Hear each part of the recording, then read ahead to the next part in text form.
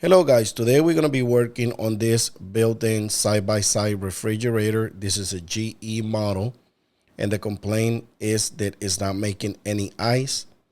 The model number is on the display. Welcome to DIY Repair Now.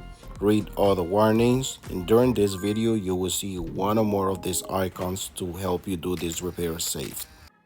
So if your refrigerator is not making any ice, the first thing you need to do is disconnect the refrigerator or turn it off at the breaker to avoid electric shock.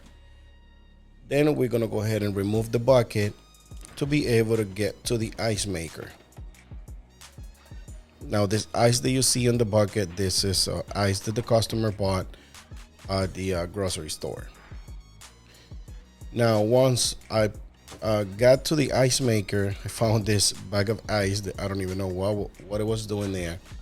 But once I put my hands on it, I realized that it was ice inside the ice maker, which that's an indication that the water valve is fine. And the teeth of the ice maker was stuck in the ice. Right now, you just saw there that I disconnect the first harness, but it's another two harness that we're going to disconnect in a minute once we get these two screws loose from the ice maker to be able to remove it. So as I was saying, the ice maker has some teeth that helps the ice maker to remove the ice from the tray, and those teeth are stuck inside the ice. Now, once you see those teeth stuck in the ice, there's a big chance that your problem is only the ice maker, because it's ice there. That means the water valve did provide water to the ice maker. Sometimes if the teeth got stuck down, also it could be the ice maker. Go ahead and take pictures before you remove any wiring, any harness. I disconnect that one from there. I don't know if you can see there's one on the top and there's two on the bottom. Now the two on the bottom, it's kind of hard to get to it because remember, this is a big refrigerator, so it's kind of deep. So I might need a vice grips or channel locks to be able to release the harness.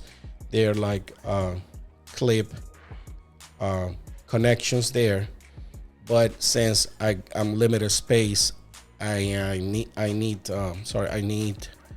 a sort of device, or you can use like a flathead screwdriver and release the tabs on it. I decided if my channel locks fits there, might as well use them and release the biggest harness for the ice maker. Once I get it right, you're ready to release, I just push down and you see there's another two connections there. So it's a total of three connections that goes for this ice maker. And as you can see, the teeth are stuck in the ice. So that is the problem that we have with this ice maker. Drop some screws, but I picked them up. Now this is the new ice maker.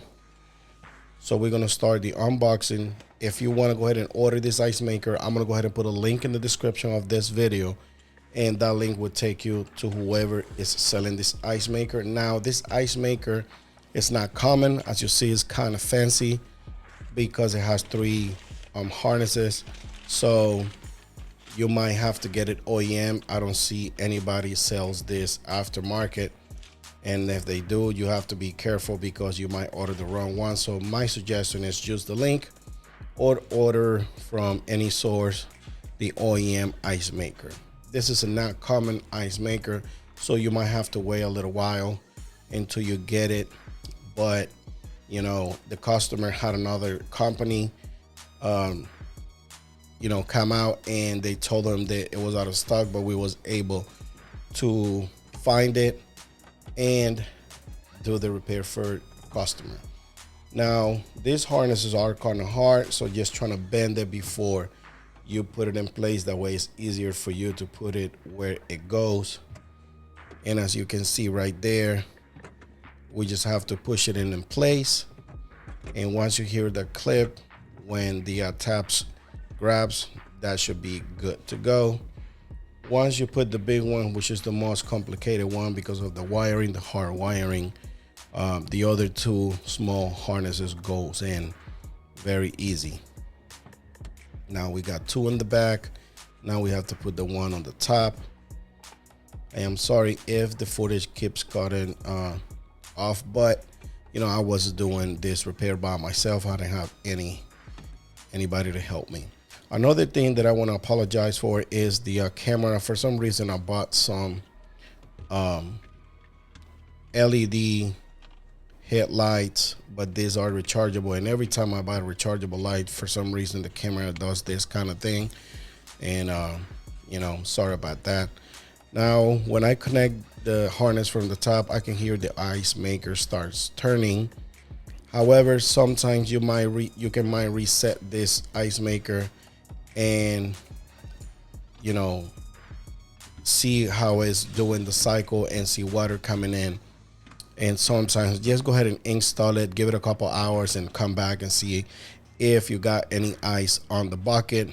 However, they also said that it should allow it about 24 to 48 hours to fill the bucket after you replace the ice maker. So at this point, what I'm doing here is trying to see if I can get the ice maker to bring some water in for you guys, but I wait for a little while. In some scenarios, after you reset the machine, you have to press the light switch on the door, which I'm going to show it to you in a little bit, to be able to see how it spins. And some models you don't have to do that. This is the teeth. You see how the teeth, you're going to see the teeth moving right there. It moves kind of slow. So for you to see the ice maker goes all the way around, it might take about between 5 to 8 minutes to do the cycle and to bring some water in. However, don't pay attention if there's no water coming out. It was kind of hard for me to get the water in this ice maker. I should just leave it alone. This is the flapper. This is the flapper to prevent the ice from overfill. As you see, that flapper is doing what it's supposed to. The other ice maker wasn't doing any of this. In fact, the teeth was stuck inside the ice. So right now we see a lot that the other ice maker wasn't doing. So this is a good sign. And I leave it alone for a little while. Sometimes you can press this thing 3 times and hold it, and it will reset the ice maker. But sometimes, like I said, it doesn't work. I don't know why in some models it does work and some other models it doesn't work. I don't know if the temperature has anything to do with it, but I found this interesting where sometimes it works for me and sometimes it doesn't. Sometimes you have to pull the teeth out. This is the other thing that I was telling you, the switch, the light switch. You have to hold the light switch, and as I was saying, sometimes you have to pull the teeth out to be able to get the machine to reset. But to be honest with you, just go ahead and plug those 3 harnesses in place and leave the machine alone. The reason why I'm doing this is because I wanted to show you guys how I press it 3 times, press the light switch, and it should start resetting again, and I want to see some water. However, you will see later on where I leave it alone, I start picking up my tools, and then it starts bringing the water in. This repair was done like 4 months after I edited this video. So this customer didn't call back or anything like that. So that means it was a success. Put the ice bucket in place. If this video helped you in any way, you can consider to leave a tip or give us a like, comment down below. That helps us a lot. And subscribe. Turn on the bell to receive notifications. And at this point, we're pretty much done. Thanks for watching.